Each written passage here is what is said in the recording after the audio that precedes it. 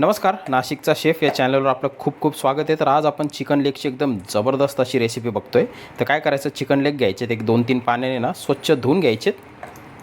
आणि हे जे चिकन लेग आहेत ना, हे जवळपास 750 ग्रॅम चिकन लेग आहे बरं का, म्हणजे जवळपास 3 पावशेर आहे. आणि हे एवढे सगळे फक्त चिकन लेग तुम्हाला नॉर्मल दुकानात नाही मिळणार, नॉर्मल चिकनच्या दुकानात. त्यासाठी तुम्हाला काय करावं लागेल, जे हॉटेलला सप्लाय करतात ना तुमच्या शहरामध्ये, हॉटेलला कुठलं चिकनचं दुकान आहे ना, हे असे वेगवेगळ्या पार्टमध्ये सप्लाय करतं ते बघावं लागेल. होलसेल चिकनचं दुकान असतं ते प्रत्येक शहरामध्ये असतं, फक्त तुम्हाला थोडंसं शोधावं लागेल. तर आता काय करायचं, चिकन लेग त्याला आपल्याला स्कोर करायचं म्हणजे चिरा मारून घ्यायच्यात. हड्डीपर्यंत चाकू गेला पाहिजे बरं का. आणि जवळपास 5 ते 6 चिरा त्याला मारून घ्यायच्यात आपल्याला. म्हणजे जेव्हा आपण त्याला डीप फ्राय करू ना, ते आतपर्यंत शिजलं जातं. हे बघा, हे अशा रीतीने त्याला चिरा मारून घ्यायच्यात.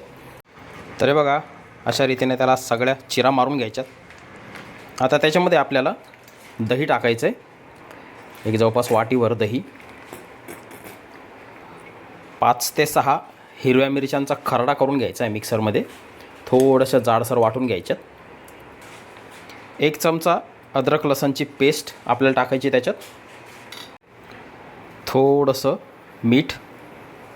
आता याला आपल्याला सगळं मिक्स करून घ्यायचं बरं का. पूर्ण मसाज करून घ्यायची त्या चिकन लेगची, एकत्र झालं पाहिजे सगळं.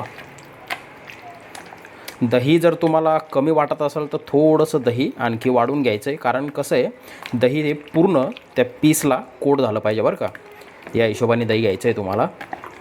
एकदम असं आहे ना, हे चिरांमध्ये ते दही गेलं पाहिजे बरं का. हे बघा, तर हे बघा आता एकदम परफेक्ट आपलं रेडी झालेलं आहे. आता याला काय करायचं, कमीत कमी 1 तास आपल्याला फ्रीजमध्ये मॅरिनेट होण्यासाठी ठेवायचं आहे बरं का, कमीत कमी 1 तास. आता एका मिक्सरच्या भांड्यामध्ये ना उकडलेले अंडे घ्यायचेत आपल्याला. त्यांना सोलून वगैरे सगळं व्यवस्थित असे मधोमध कापून त्या मिक्सरच्या भांड्यामध्ये टाकायचेत. 4 ते 5 लसणाच्या पाकळ्या त्याच्यात टाकायच्यात. थोडंसं दाणेदार वाटलेलं काळं मिरं त्याच्यात टाकायचं आपल्याला. आता इथे 1 कपभर दूध आहे, हे दूध आपल्याला त्याच्यामध्ये टाकायचं आहे. थोडंसं मीठ चवीपुरतं आणि एकदम किंचितशी साखर, एकदम थोडीशी. आता याला ना एकदम बारीक अशी पेस्ट करून घ्यायची, प्युरी करून घ्यायची, म्हणजे आपला सॉस तयार होऊन जाईल. तर हे बघा, ही कन्सिस्टन्सी पाहिजे त्याची बरं का. तुमच्याकडनं जर पातळ झालं असेल ना, दूध थोडं जास्त पडलं असेल तर काय करायचं, अर्धं उकडलेलं अंडं परत टाकून द्यायचं त्याच्यात आणि फिरवून घ्यायचं, म्हणजे कसं मस्त घट्ट होतं ते. आता एक बाऊल घ्यायचा, त्याच्यामध्ये आपल्याला 1 अंडं फोडून टाकायचं आहे आणि त्या अंड्यामध्ये अर्धा कप दूध आणि अर्धा कप पाणी असं मिक्स करून घ्यायचं आहे, ते टाकायचं आहे. आता व्यवस्थित मिक्स करून घेऊ.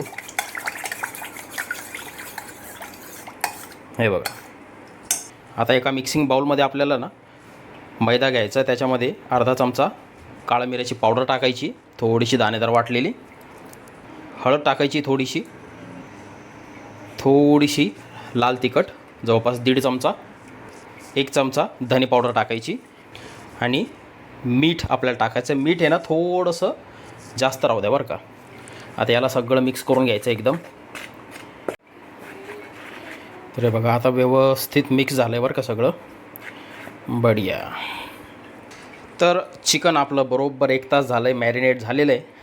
आता काय करायचं, असा चिकनचा पीस घ्यायचा, मैद्यामध्ये टाकायचा आणि दुसऱ्या हाताने, कोरड्या हाताने त्याला आहे ना एक हलकासा अगोदर मैदा लावून घ्यायचा बरं का, एकदम हलकासा, फक्त कोटिंग चढवायची आपल्याला. ठीक आहे, मग झटकून घ्यायचं उरलेलं. हे बघा, अशा पद्धतीने. आणि मग त्या अंड्याच्या आणि दुधाच्या बॅटरमध्ये याला डीप करायचं. हे बघा, ठीक आहे. आणि लगेचच ह्या मैद्याच्या बॅटरमध्ये डीप करायचं, म्हणजे कसं डबल कोटिंग जी लागते ना, त्याच्यामुळे चिकन जे इतकं क्रंची होतं ना. आता दुसरी कोटिंग ज्यावेळेस चढवू ना आपण, ती अशी थोडीशी आपल्याला दाबून भरायची. हे बघा, हे अशा पद्धतीने. आणि फ्राय केल्यानंतर एकदम फ्लेकी असं हे चिकन होतं. हे बघा,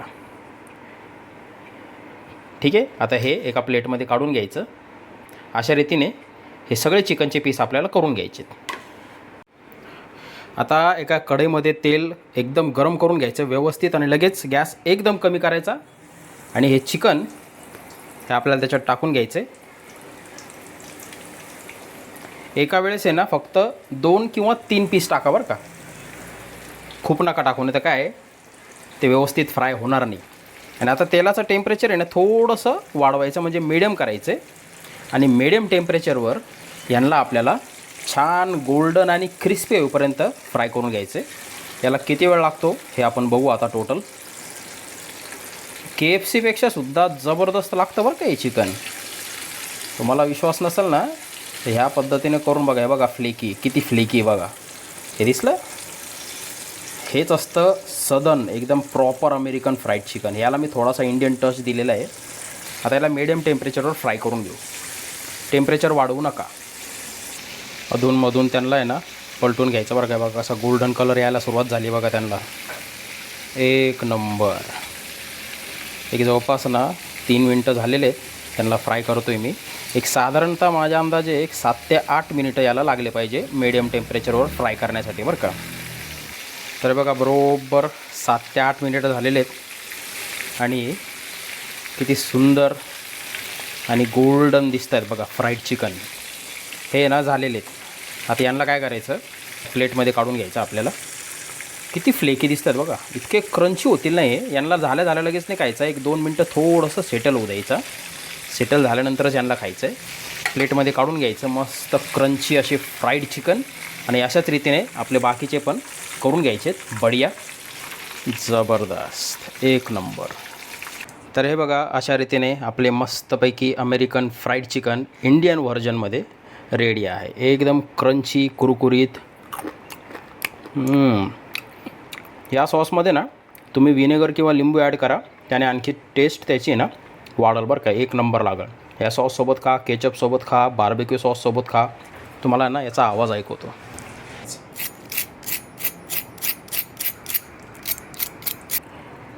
मधून पण बघा, हे बघा किती फ्लेकी आहे. चिकन पण आपलं एकदम परफेक्ट शिजलेलं आहे. हे बघा पूर्ण व्हाईट झालेलं आहे.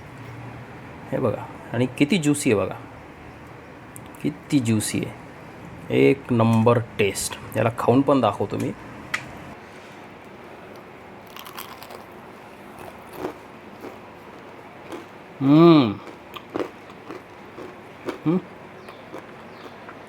एक नंबर. हे जवळपास 7 पीस होते बरं का. हे जवळपास 7 पीस होते. हे 7 पीस जर तुम्ही KFCत खायला गेले ना तर 1,500च्या वर 100% बिल होणार. आणि हे 7 पीस मी होलसेल चिकनच्या दुकानातनं फक्त 150 रुपयात आणले होते. फक्त 150 रुपयात. आणि तेल वगैरे सगळं जवळपास आपली मेकिंग कॉस्ट गेली असेल 200 रुपये. 200 रुपयात तुम्हाला घर बसल्या इतके जबरदस्त रेसिपी खायला मिळते. KFCमध्ये 1,500 100%. नाशिकमध्ये तर ॲटलिस्ट गेलेच असते 1,500.